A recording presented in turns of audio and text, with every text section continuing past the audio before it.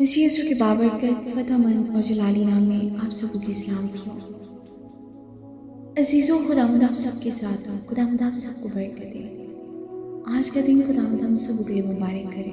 आमीन। आज सुबह हम कलाम मुक़द्दस में से पढ़ेंगे यूहन्ना का पहला आम खत, उसका 3 बाब 13 आयत से पढ़ेंगे। जी आए भाइयों, अगर दुनिया तुमसे अदावत रखती है तो ताज्जुब ना करो। हम जानते हैं कि मौत से निकलकर जिंदगी में दाखिल हो गए, क्योंकि हम भाइयों से मोहब्बत रखते हैं। जो मोहब्बत नहीं रखता वो मौत की हालत में रहता है। जो कोई अपने भाई से अदावत रखता है वो खूनी है, और तुम जानते हो कि किसी खूनी में हमेशा की जिंदगी मौजूद नहीं रहती।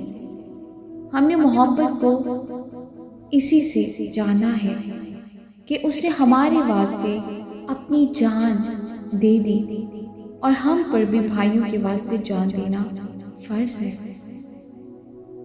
जिस किसी के पास दुनिया का माल हो और वो अपने भाई को मुहताज देखकर रहम करने में दरेक करे, तो उसमें खुदा की मोहब्बत क्यों कर कायम रह सकती है।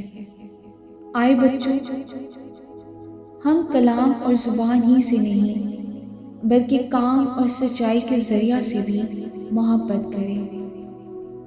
आमीन।